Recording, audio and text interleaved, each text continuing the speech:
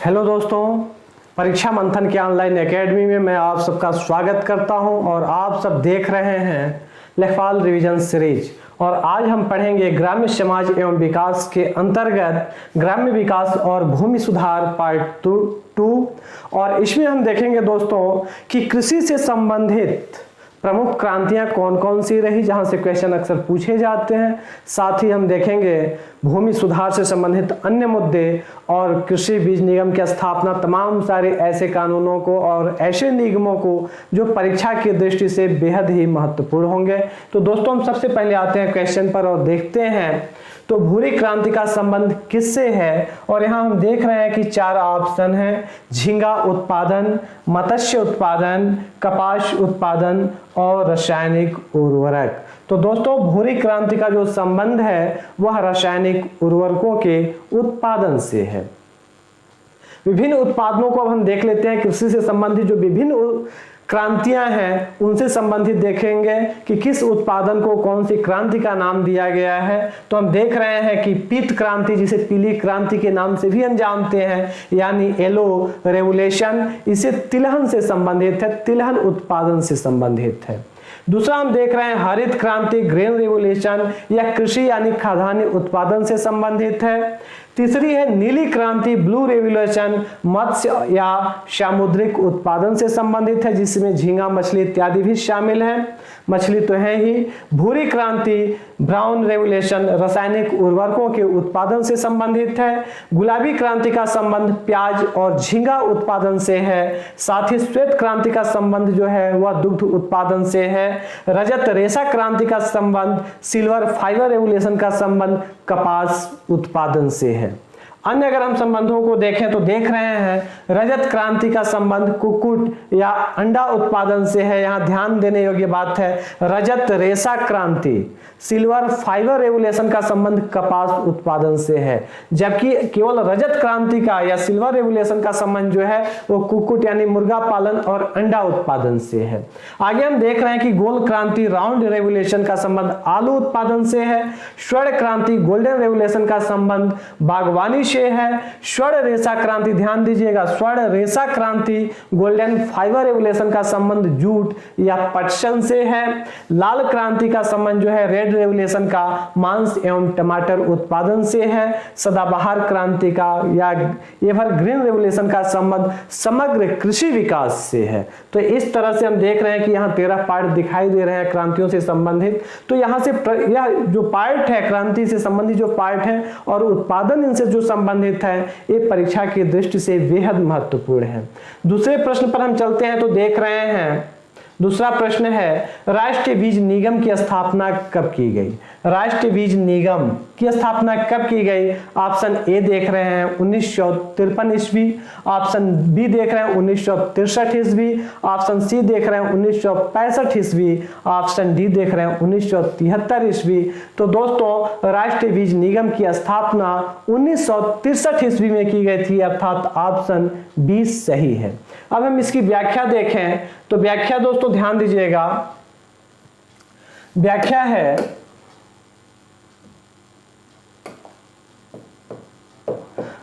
है किसानों को गुणवत्तापूर्ण बीज उपलब्ध करवाने तथा बीज तकनीकी सीड टेक्नोलॉजी को प्रोत्साहित करने के उद्देश्य से वर्ष 1963 में राष्ट्रीय बीज निगम नेशनल सीड कॉर्पोरेशन की स्थापना की गई तथा भारतीय बीज अधिनियम 1996 में पारित हुआ। यहाँ 2 क्वेश्चन हमारे सामने दिखाई दे रहे हैं कि भारतीय बीज अधिनियम कब पारित किया गया, तो 1996 ईस्वी में पारित किया गया। और ध्यान दीजिएगा राष्ट्रीय बीज निगम की स्थापना कब की गई, तो 1963 में की गई। तो ये 2 फैक्ट यहाँ दिखाई दे रहे हैं। इसका उद्देश्य क्या था, ध्यान दीजिएगा, इसका उद्देश्य था किसानों को गुणवत्तापूर्ण बीज उपलब्ध करवाना तथा बीज तकनीकी को प्रोत्साहित करना। अगले प्रश्न पर हम चलें तो देख रहे हैं लोक कार्यक्रम एवं ग्रामीण प्रौद्योगिकी विकास परिषद का मुख्यालय कहाँ है।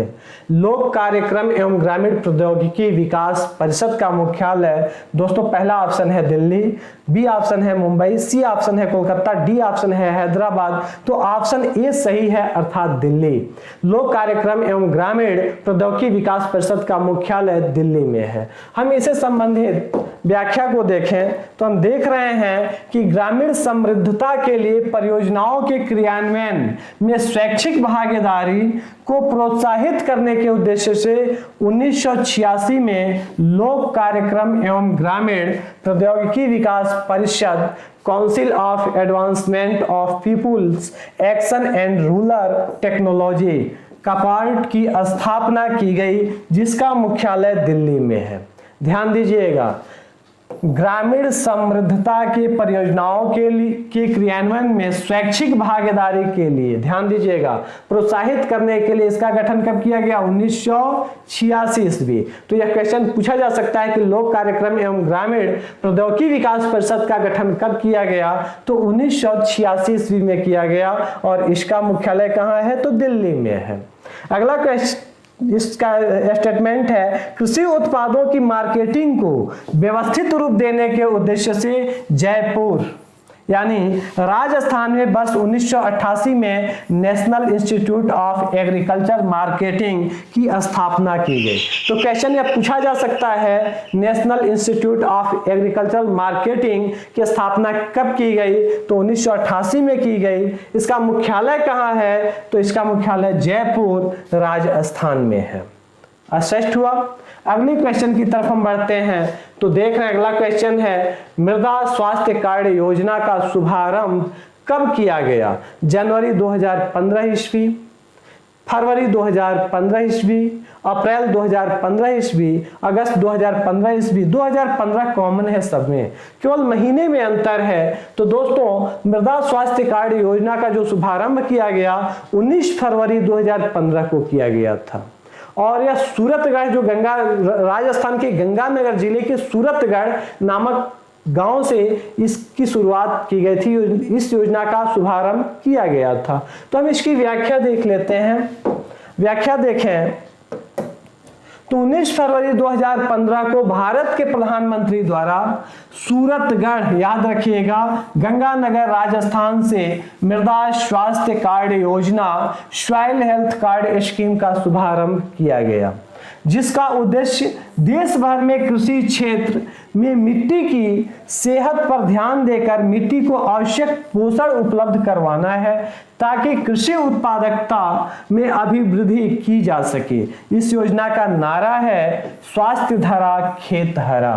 तो यह क्वेश्चन पूछा जा सकता है, ध्यान दीजिएगा, मृदा स्वास्थ्य कार्ड योजना जो सॉइल हेल्थ कार्ड स्कीम है, इसका लोगो क्या है? तो इसका नारा क्या है दोस्तों? स्लोगन क्या है? तो स्वास्थ्य धरा खेत हरा इसका स्लोगन है। इसका शुभारंभ भारत के प्रधानमंत्री के द्वारा किया गया और 19 फरवरी 2015 को किया गया। इसका उद्देश्य था कि जो कृषि भूमि है इसमें आवश्यक पोषक तत्व जो कमी है केवल उन्हीं की पूर्ति की जाए। जैसे नाइट्रोजन अगर उपलब्ध है, हम नाइट्रोजन डाल रहे हैं, यूरिया के तमाम सारे फैक्टर उपलब्ध हैं और हम यूरिया डाल रहे हैं, तो हम तमाम सारे वैसे खाद्य पदार्थ उसमें न डालें जिसकी आवश्यकता उसमें नहीं है। हम उसी खाद्य पदार्थ का भूमि में प्रयोग करें जिसकी उसे आवश्यकता है, जिस फसल के लिए आवश्यक है। यही कारण है कि खेत के स्वास्थ्य को देखने के लिए मृदा स्वास्थ्य कार्ड योजना का शुभारंभ किया गया। आगे हम बात करें तो किसानों के द्वार पर मृदा परीक्षण की सुविधाएं उपलब्ध करवाने के उद्देश्य से भारतीय मृदा विज्ञान संस्थान भोपाल द्वारा मृदा परीक्षक नामक डिजिटल मोबाइल मिनी लैब का विकास 2015 में किया गया। तो यहाँ भी दोस्तों क्वेश्चन छुपे हुए हैं। यह क्वेश्चन पूछा जा सकता है, भारतीय मृदा विज्ञान संस्थान कहाँ स्थित है? तो दोस्तों मध्य प्रदेश भोपाल में स्थित है। क्वेश्चन यह पूछा जा सकता है, मृदा परीक्षक क्या है? तो दोस्तों यह डिजिटल मोबाइल का मिनी लैब है, एक ऐप है जिसका विकास 2015 ईस्वी में किया गया था। इसका विकास किसने किया था? तो भारतीय मृदा विज्ञान संस्थान भोपाल द्वारा किया गया था। यह भी क्वेश्चन हो सकता है। और इसका उद्देश्य क्या है? तो द्वार पर मृदा परीक्षण की सुविधा उपलब्ध कराना, यानी आपके घर पर। आगे हम देखें तो मृदा के सर्वेक्षण एवं परिरक्षण के माध्यम से उसकी उपयोगिता और क्षमता के आधार पर वर्गीकरण एवं मानचित्रित सुदृढ़ीकरण आदि करने हेतु उत्तर प्रदेश में मंडल स्तर पर 10 सर्वेक्षण इकाइयों की स्थापना की गई है। तो यह क्वेश्चन पूछा जा सकता है कि मृदा की उपयोगिता और उसकी क्षमता के आधार पर कितने मृदा का कितना वर्गीकरण किया गया है और मानचित्रीकरण करने के लिए कितनी इकाइयों की स्थापना की गई है उत्तर प्रदेश में, तो 10 सर्वेक्षण इकाइयों की स्थापना की गई है। इसकी स्थापना मंडल स्तर पर की गई है। स्पष्ट हुआ? तो यहां से भी क्वेश्चन बनाए जा सकते हैं उत्तर प्रदेश को लेकर के। अगला क्वेश्चन है, उत्तर प्रदेश में कृषि पार्क की स्थापना कहां नहीं की गई है? उत्तर प्रदेश में कृषि पार्क की स्थापना कहां नहीं की गई है? ऑप्शन ए है लखनऊ, ऑप्शन बी है वाराणसी, ऑप्शन सी है हापुड़, ऑप्शन डी है नोएडा। तो दोस्तों उत्तर प्रदेश में कृषि पार्क की स्थापना नोएडा में नहीं की गई है। जो की गई है वो जगह है लखनऊ, वाराणसी, हापुड़ और सहारनपुर। यानी देख रहे हैं कि नोएडा में उत्तर प्रदेश कृषि पार्क की स्थापना नहीं की गई है, नोएडा में खाद्य पार्क की स्थापना की गई है।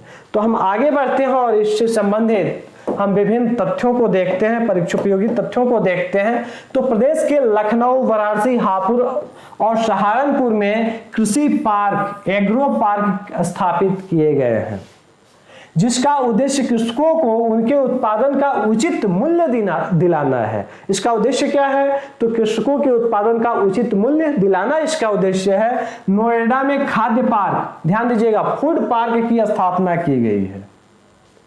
कृषि पार्क की स्थापना कहां कहां की गई है?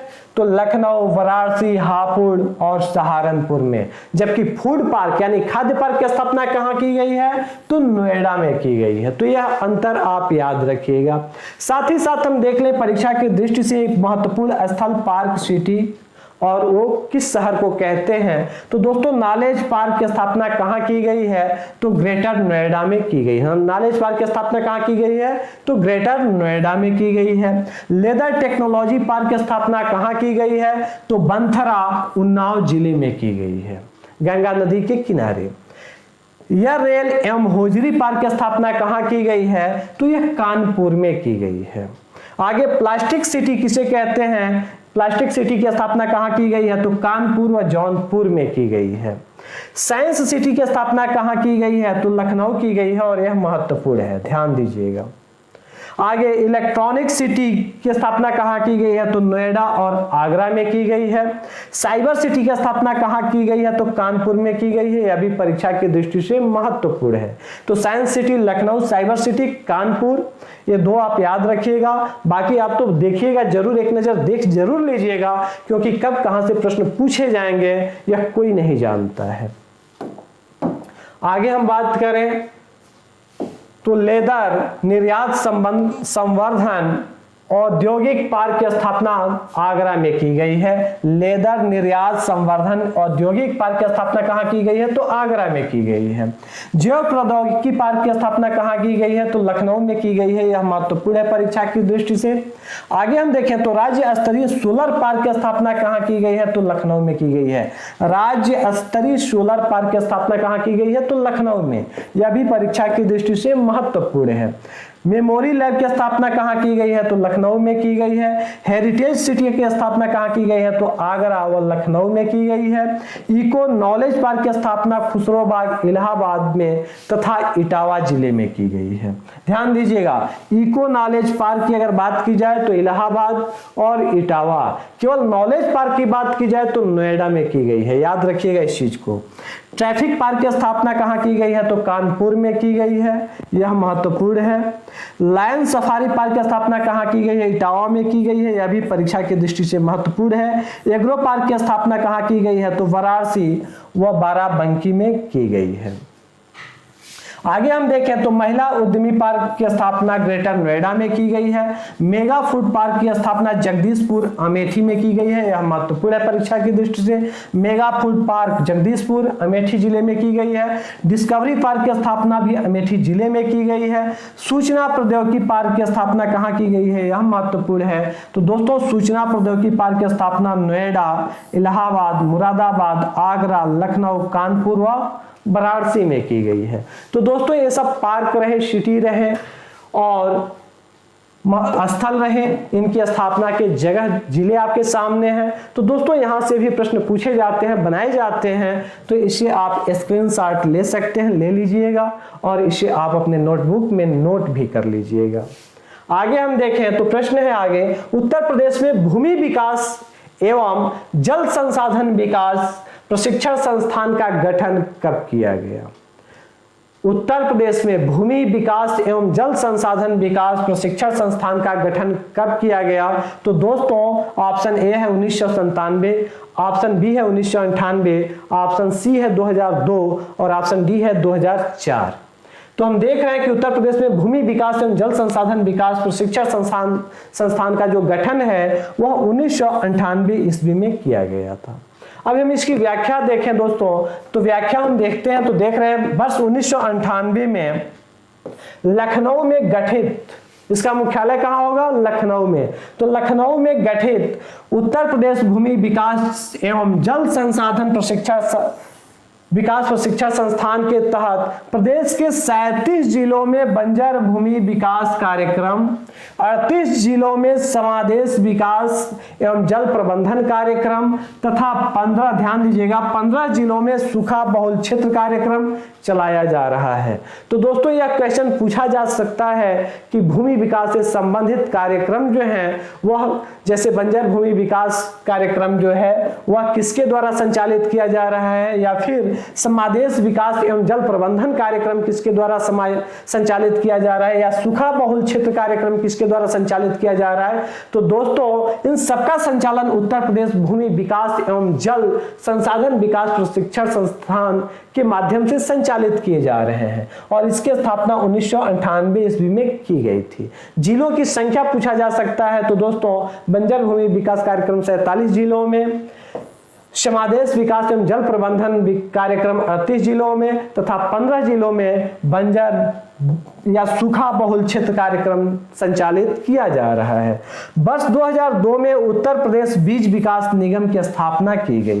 क्वेश्चन पूछा जा सकता है कि उत्तर प्रदेश बीज विकास निगम की स्थापना कब की गई? तो दोस्तों वर्ष 2002 में इसकी स्थापना की गई। तो यह महत्वपूर्ण है, इसे आप याद रखिएगा। उत्तर प्रदेश बीज विकास निगम की स्थापना 2002 में की गई।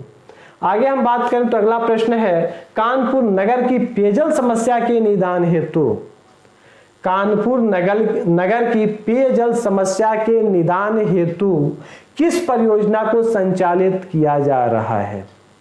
पहला ऑप्शन है गोकुल बैराज परियोजना, दूसरा है आगरा बैराज परियोजना, तीसरा है गंगा जल परियोजना, चौथा है ऑप्शन डी लौकुश बैराज परियोजना। तो दोस्तों कानपुर नगर की पेयजल समस्याओं को हल करने के लिए ऑप्शन डी यानी लौकुश बैराज परियोजना का संचालन किया जा रहा है। यह परियोजना संचालित की जा रही है कानपुर निगम की पेयजल समस्या के निदान हेतु। तो हम प्रमुख पेयजल समस्याओं के निदान हेतु संचालित किए जा रहे योजनाओं पर एक नजर डालते हैं और इनके बारे में हम देखते हैं। यह परीक्षा की दृष्टि से यह जो पार्ट है यह महत्वपूर्ण है, यह महत्वपूर्ण पार्ट है। तो ध्यान दीजिएगा, लौकुश बैराज परियोजना, यह बैराज गंगा नदी पर कानपुर नगर की पेयजल समस्या के निदान हेतु निर्मित किया जा रहा है।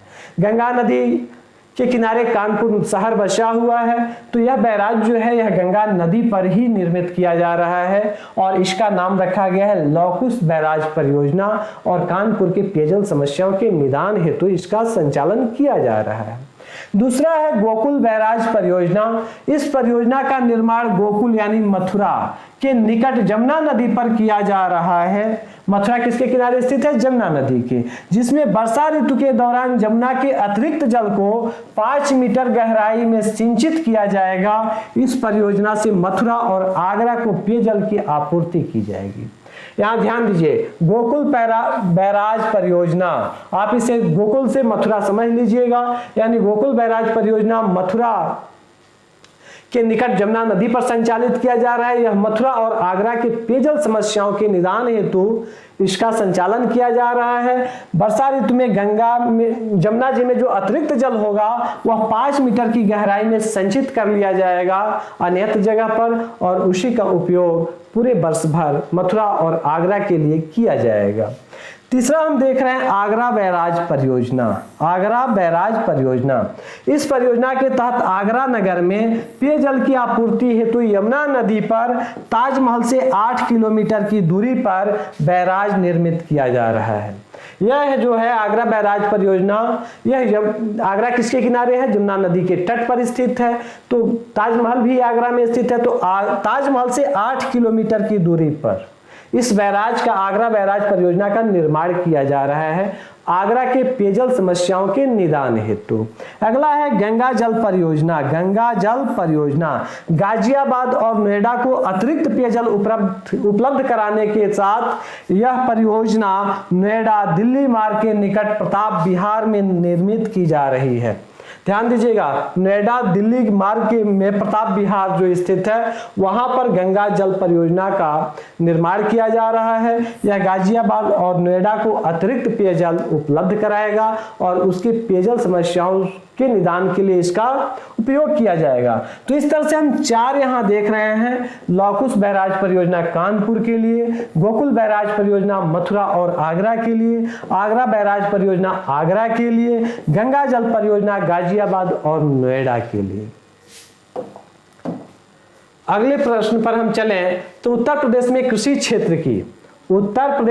क्षेत्र की सर्वाधिक सिंचाई किस साधन द्वारा की जाती है? यानी उत्तर प्रदेश में सबसे अधिक सिंचाई किस माध्यम से की जाती है? ऑप्शन ए है नहर, ऑप्शन बी है नलकूप, ऑप्शन सी है कुआं, ऑप्शन डी है तालाब। तो दोस्तों अक्सर गलती बच्चे यही करते हैं, नहर लगा देते हैं। उत्तर प्रदेश में सर्वाधिक जो सिंचाई की जाती है वह नलकूप के माध्यम से की जाती है और संपूर्ण सिंचित क्षेत्र का, उत्तर प्रदेश के संपूर्ण सिंचित क्षेत्र का 71.5% हिस्सा नलकूप द्वारा ही सींचा जाता है। अगर हम नलकूप सिंचाई की बात करें तो पूरे भारत में नलकूप सिंचाई में उत्तर प्रदेश पहले स्थान पर है। अब हम इसकी व्याख्या देख लेते हैं। तो दोस्तों व्याख्या है, प्रदेश के सिंचित क्षेत्रों में सर्वाधिक 71.5% की भाग की सिंचाई नलकूपों द्वारा होती है। उत्तर प्रदेश की बात की जा रही है। नलकूपों के माध्यम से सिंचित क्षेत्र के संदर्भ में उत्तर प्रदेश देश में शीर्ष स्थान पर है, यानी पहले स्थान पर है। प्रदेश के पश्चिमी क्षेत्रों, प्रदेश के जो पश्चिमी क्षेत्र के जिले हैं, यानी पश्चिमी उत्तर प्रदेश के जो जिले हैं, जैसे अलीगढ़, एटा, इटावा, मैनपुरी, मेरठ, बुलंदशहर, सहारनपुर, मुजफ्फरनगर, फर्रुखाबाद में मुख्यतः नलकूपों द्वारा ही सिंचाई की जाती है। अगर हम बात करें तो प्रदेश में कुल संचालित राजकीय नलकूपों की संख्या 30,000 के लगभग है। यानी उत्तर प्रदेश में जो राजकीय रूप से जो संचालित नलकूप है उनकी संख्या 30,000 के आसपास है। उत्तर प्रदेश के सिंचित क्षेत्रों का 18.9% भाग नहरों के माध्यम से, यानी नहर का प्रतिशत क्या है? 18.9% भाग ही उत्तर प्रदेश के संपूर्ण सिंचित क्षेत्र का 18.9% भाग ही नहरों द्वारा सींचा जाता है। 8.6% भाग तालाबों, कुओं, झीलों एवं पोखरों से सींचा जाता है तथा 1.1% भाग अन्य साधनों के द्वारा सिंचित किया जाता है। इस प्रकार उत्तर प्रदेश में प्रथम सिंचाई कार्यालय, ध्यान दीजिएगा, उत्तर प्रदेश में प्रथम सिंचाई कार्यालय 1823 ईस्वी में सहारनपुर में खोला गया था।